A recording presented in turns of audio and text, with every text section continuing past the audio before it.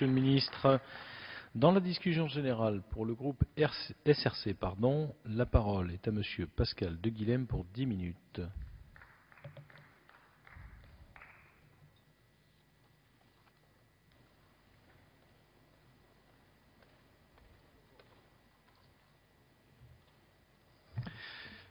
Monsieur le Président, Monsieur le Ministre, Monsieur le rapporteur, chers collègues, oui, bien que réduite dans son intitulé à la modification de l'examen national du brevet, cette proposition de loi concerne en réalité l'ensemble de la population de ce pays.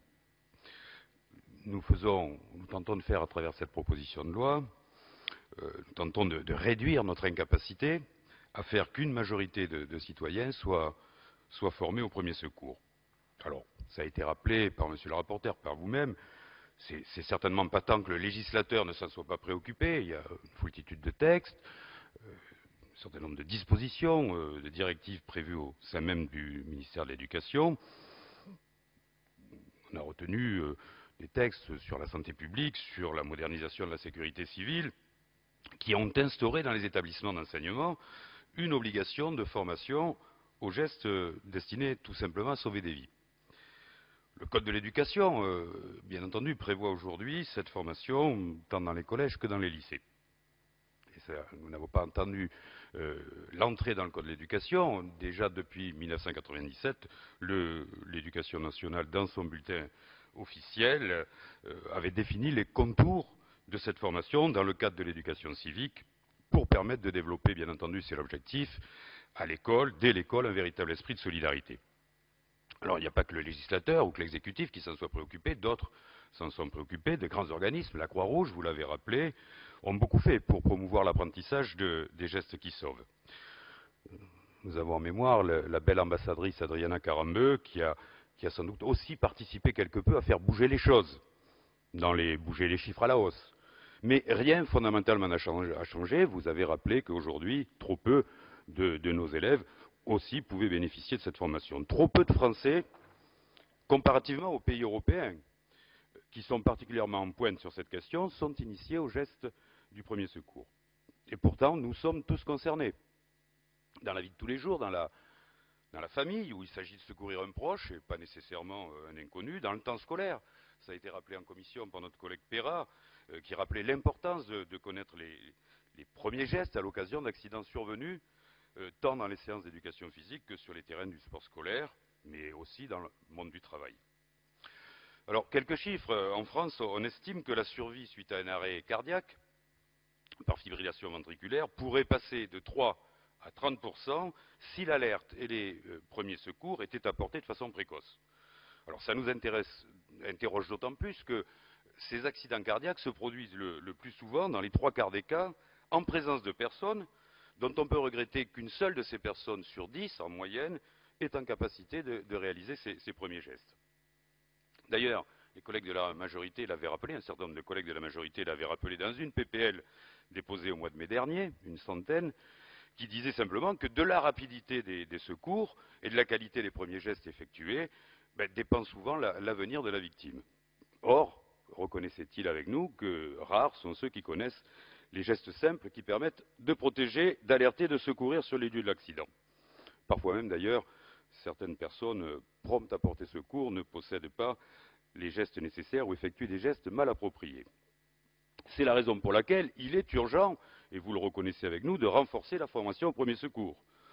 Alors le véhicule qu'il proposait et que nous proposons aujourd'hui est l'examen du brevet en y intégrant définitivement une formation obligatoire au premier secours, le PSCE. Il n'y a pas que nous qui partageons cette idée, les professionnels de santé la partagent. Cette proposition permettrait de répondre à une double ambition, uniformiser cette formation au niveau national, et d'autre part aussi valoriser cet apprentissage dans le cadre d'un diplôme national. Alors, je ne sais pas si les collègues étaient là lors de l'examen en commission. Lors de l'examen en commission, un certain nombre de membres de la majorité ont rejeté l'article 1er qui prévoit que l'obtention du brevet est conditionnée au suivi de cette formation de 10 heures au premier secours, sur deux motifs. Le premier de ces motifs est que le brevet aurait pour seule vocation, et vous l'avez rappelé, monsieur le ministre, j'ai cru comprendre à l'instant, d'évaluer les acquisitions scolaires.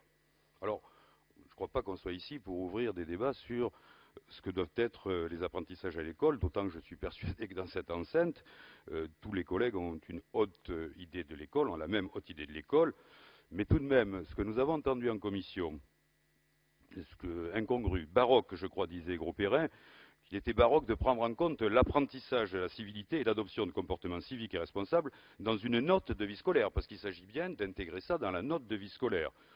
Et pourtant, nous le savons, Monsieur le Ministre, ces apprentissages représentent, et vous l'avez rappelé, des enjeux majeurs d'un système éducatif.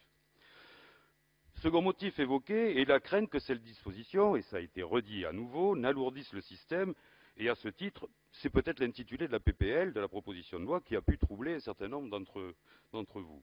Alors peut-être aurait-il été préférable de dire prise en compte effective du suivi d'une formation au premier secours pour l'obtention du brevet.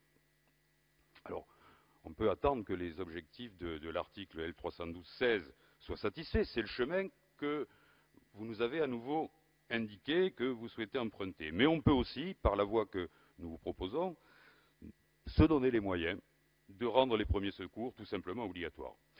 J'ajoute que cela aurait un sens aussi pour les jeunes, presque tous les jeunes, d'une même classe d'âge, qui auraient bénéficié de cette formation PSC1, et de façon uniforme, au même niveau, 4e, 3e. Ces mêmes jeunes pourraient effectuer donc une remise à niveau sur les mêmes bases acquises, mais quelques années plus tard, à l'occasion de la journée défense et citoyenneté.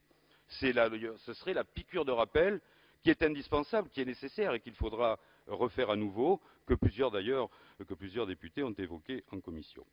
Donc nous avons choisi de faire que cette obligation de formation soit satisfaite en mettant au cœur du dispositif les volontaires engagés du service civique qui auraient bien entendu reçu préalablement la formation nécessaire. Alors, qu'on se rassure, il ne s'agit absolument pas, et ça a été dit par notre rapporteur, de substituer les nombreux personnels, et on peut saluer les efforts qui sont faits par le ministère, les personnels formés de l'éducation nationale, tout comme d'ailleurs les organismes qui disposent de moniteurs diplômés et qui participent de cette formation. Il s'agit tout simplement, dans le prolongement d'une loi que nous avons adoptée tous ensemble, ou presque, sur le service civique, de confirmer ce lien indispensable que nous appelons chaque jour de nos vœux entre l'éducation et la citoyenneté. C'est, à mon sens, je crois que c'est à notre sens partagé, une priorité. Un certain nombre de réserves ont été émises en commission concernant le cadre de la convention avec les SDIS dès lors que ces établissements publics ne seraient pas assimilables à des associations ou des fondations reconnues d'utilité publique.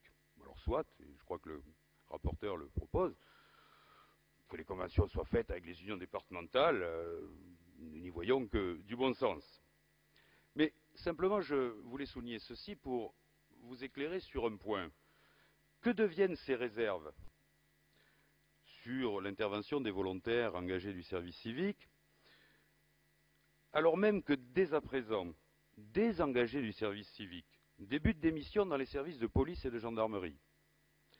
C'est le cas dans mon département, où la mission qui vient d'être mise en place en gendarmerie consistera dans les collèges, en l'animation et l'éducation à la sécurité. Autre pan prévu dans nos textes pour les collèges. Les volontaires engagés dans un service civique, si je vous suis, pourraient donc faire de l'éducation à la sécurité et pas de la formation au premier secours. J'essaye de trouver l'erreur. Alors, Monsieur le Ministre, nous avons bien entendu